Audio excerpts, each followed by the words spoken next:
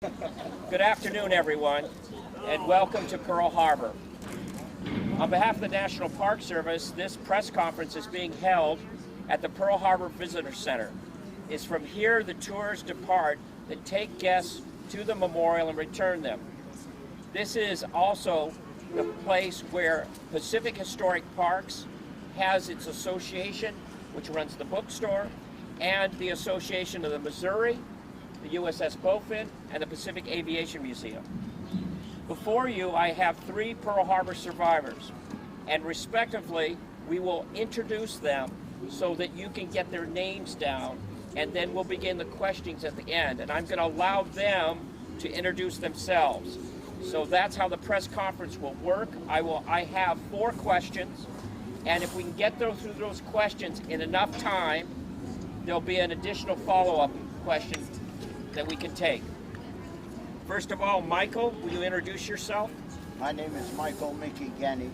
I was on the USS Pennsylvania at Pearl Harbor, December 7, 1941, at age 22. Okay.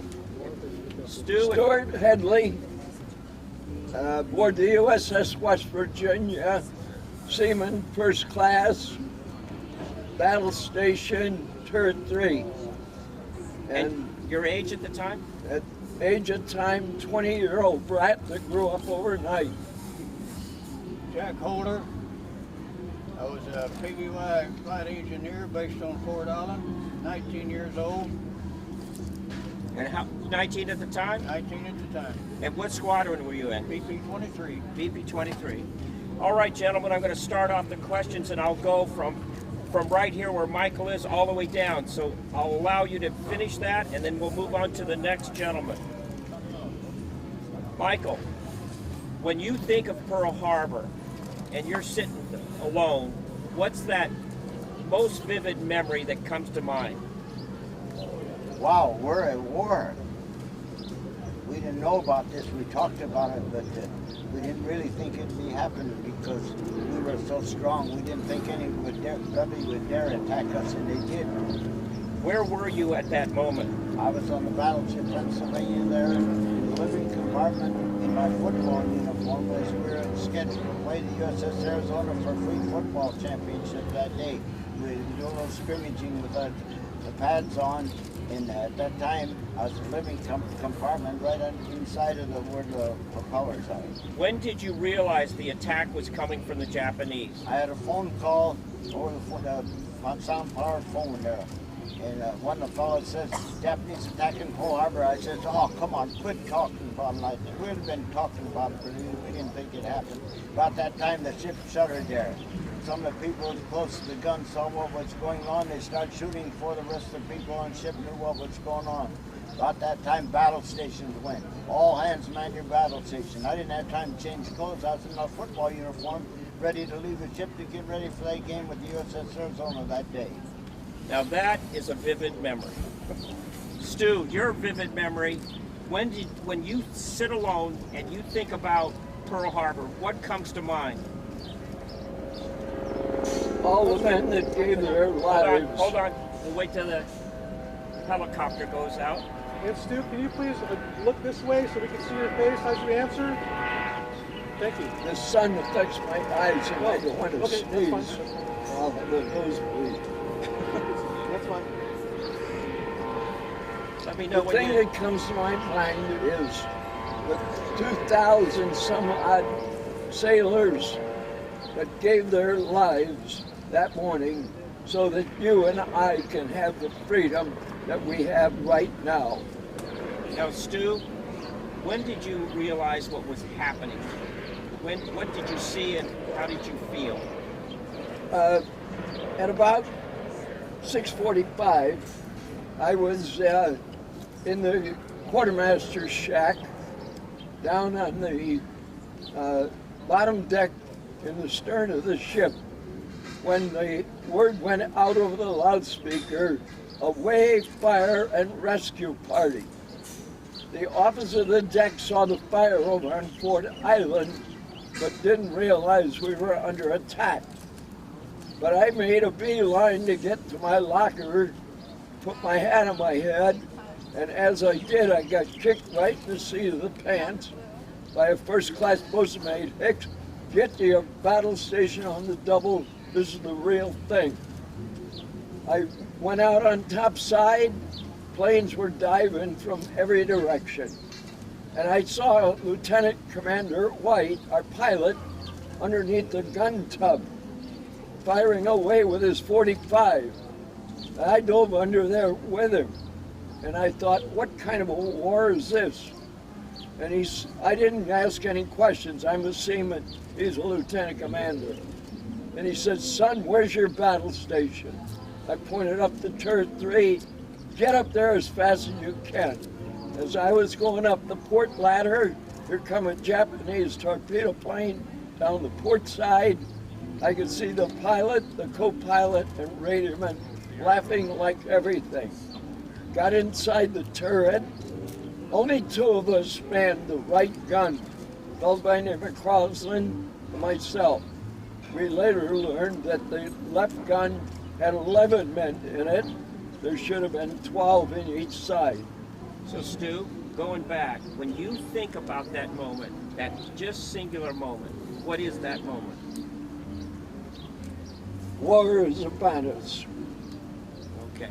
And before I joined the Navy, I realized we were going to be in war. And so I enlisted rather than being drafted. Okay, I'm going to move on to the next question for you, Jack. When you think about Pearl Harbor, sitting on that couch, what comes to mind, vividly comes to mind? Well, at the time I was an aviation machinist, make second class. I've been in the Navy, I joined the Navy April 24, 1940. I was the second class, I was set down. I was a flight engineer on a PBY VB-23 based on Fort Island. I had the duty that day. We had just fell in for muster when the section leader began roll call. We heard a screaming aircraft, and just moments later, we heard a terrible explosion. We thought probably one of our own aircraft had crashed. We ran outside the hangar. The hangar adjacent to us, VB-21, received the first bomb that fell on Fort Island. Fortunately, they hit an empty hangar. VB-21 was in the Philippines on advanced base training. But then we looked in the sky, we seen all these aircraft circling with the rising sun insignia. It was disbelief, fear, anger, disbelief. You can think of 1,000 things. I've been asked that what good thoughts were, but you've got so many, you can't corner them all. It so happened that one of my shipmates remembered there was a sewer line behind our hangar under construction. He says, let's go for the ditch, follow me. We all ran, jumped in the ditch. It so happens that one of the pilots seen us, circled, strafed the ditch, hit the dirt piled up beside the ditch, missing us by 3 feet. I've been asked what my thoughts were at that time, and I guess my most vivid memory is, God, please don't let me die in this ditch. We then came out, seen all of our aircraft on fire, seen ships sinking. I've seen the Arizona, West Virginia, Tennessee, Utah, California, all smoke and flames. It was a terrible sight. Thank you, Jack.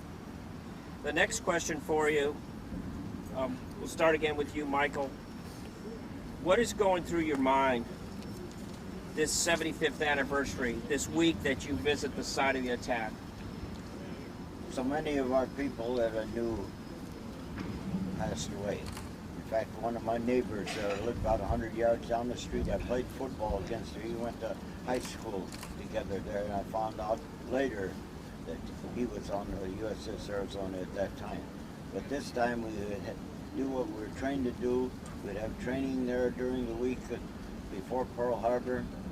We'd come in port there, have our games and church services and all. And now everything has changed there. We're at war. We got to do our duty, what we're trained to do there, and we did our duty.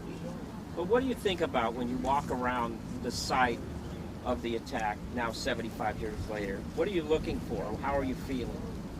I'm looking for the place where the dry dock where my ship was at the time. That's the first thing. And then I think about the 23 men that died that day.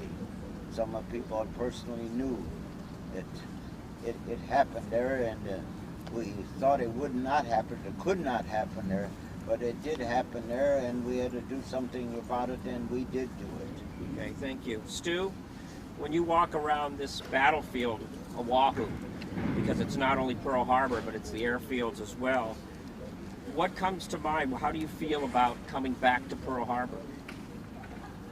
It's nostalgic, really, because of the fact that the thing that goes through my mind is the thousands of families that lost their loved ones, that broke up, husband and wives, and children that never knew their dad.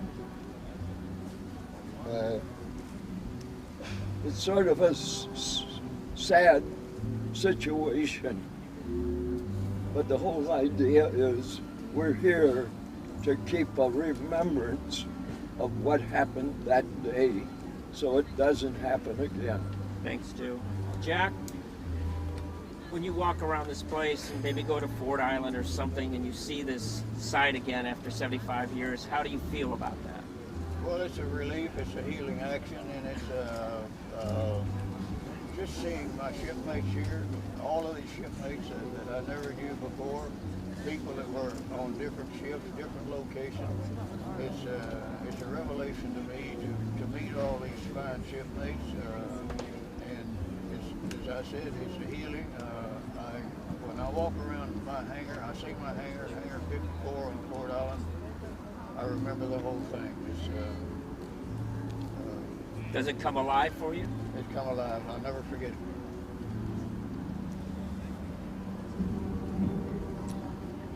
The question for you, Michael, and we'll go down the line on here, what would you like to say to the current generation of servicemen and servicewomen who are now following in your footsteps? A lot of the problems that we've had nowadays there is the children are not trained to be accountable for their own actions. I was a kid there, I did things wrong, I got spanked for it. Really, I didn't mind it because I did something wrong, I learned by it. Now if the kids nowadays are to be accountable for their action, maybe, I know they're scared about child abuse and all that there, but stop a rod and spoil the child there. But I think if they learn by experience, if they make a mistake, don't be afraid to admit it there and be accountable for your own action. Don't depend on someone. Don't try to blame someone else. If you did something wrong, be accountable for it, and I think the world would be better, they'd be better, and the family would be better, everybody would be around them there, and if they be accountable for their own actions. Feeling pretty strong about that, but let me ask you one again. What about the servicemen that are serving today? The servicemen, How do you feel about them following in your footsteps? if they go into the service just to serve, and that's all, they're wasting time. If they want to go make a man of them, in fact, I became a man that day because I realized I had something to do, something of importance there, and if they would realize there that whatever they do, it depends on them. If they want to make something of themselves, they do it, but don't figure that the world's giving you a silver spoon there. Be accountable for your own actions there, and the world is for you. You make it. Don't just be there just to have a job. So try to improve yourself and be a man. There's no stopping you. Stu, how do you feel about this current generation of servicemen and servicewomen who have followed in your footsteps? Goes right back to our motto. Remember Pearl Harbor, keep America alert. And I don't hesitate to tell our kids America is asleep. Okay. Jack, how do you feel about the servicemen and servicewomen that are following in your footsteps? Well, as my friend here, shipmate Mickey just said, the Navy is a great teacher. It teaches discipline. It turns a boy into a man, and that's what happened to me. I give presentations all over the country, many different states. I just came back from Washington, D.C. for one, but I tell all the kids, we live in the greatest nation in the world. I joined the Navy, I took an oath, and I tried to live up to it. They live in the greatest country in the world. They need to respect it. If they're called on, they need to do it. Thank you. I have one last question.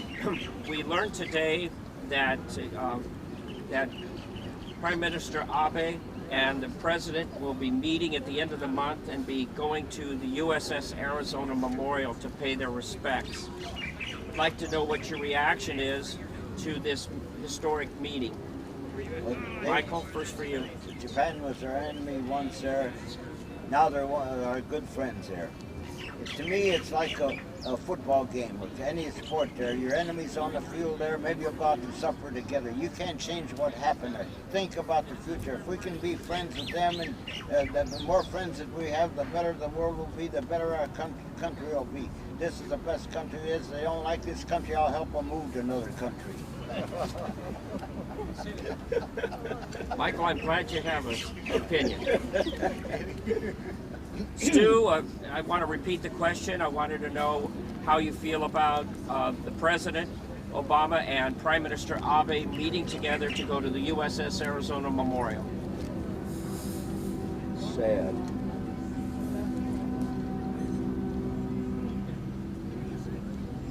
I really, truthfully, do not have any feeling towards it whatsoever.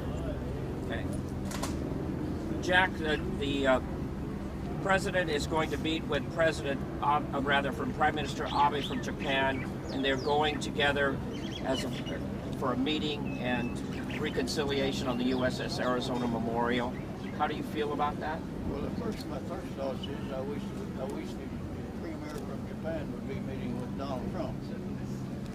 I have no respect for our leadership now. Amen. I think the country is in a terrible condition now.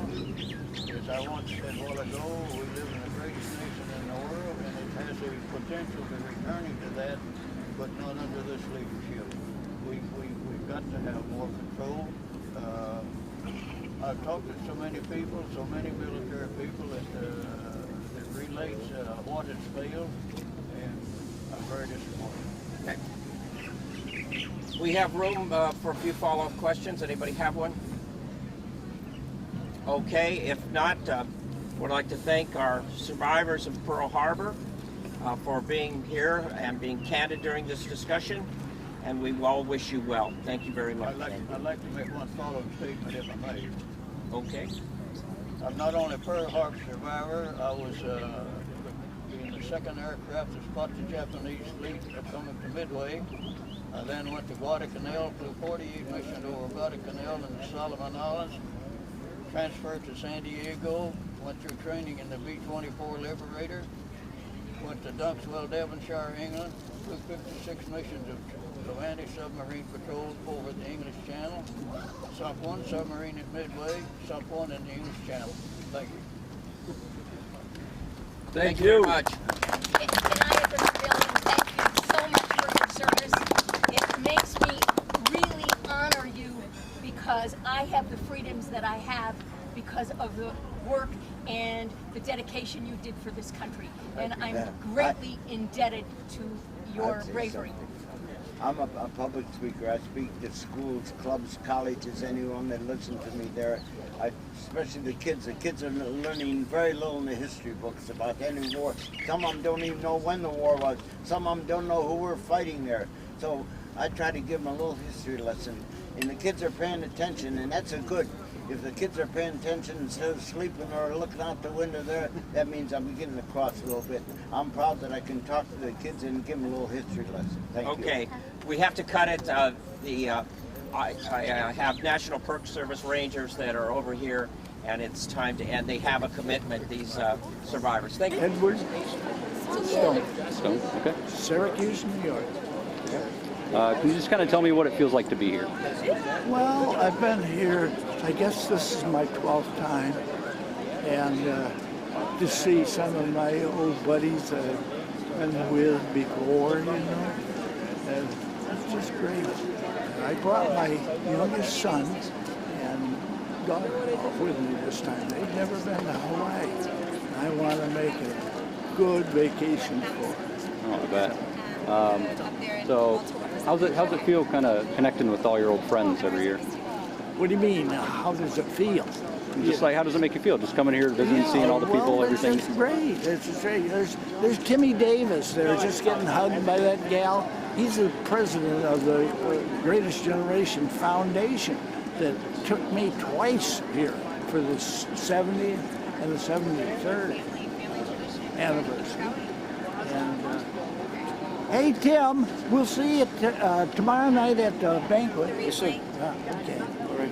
Good to see you. You too, my friend. I've got something for you on the bus. Okay. Yeah, we'll be honorary grand marshals again in the huge parade through Waikiki. And he brought quite a number of Pearl Harbor survivors. It'll be the last trip that they're making. I'm talking about the Greatest Generation Foundation. It took us, paid for everything. Transportation, hotel, food, you name it. But it was kind of a working vacation, though, because we visited all the military operations, had memorials at a number of them, went to 3 schools and talked to the kids, students in school. So, yeah, it's a wonderful feeling to be back. And thank God at my age, 93, I can still do it. I still get talks to schools and the kids, they're wonderful. Cousin's a chief. It's me, and I have 5 uncles with Army so far. Appreciate that.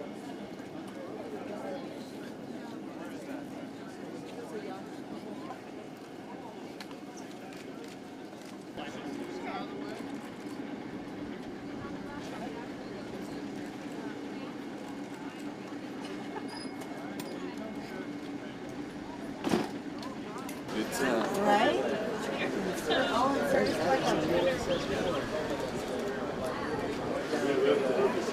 All the best, guys.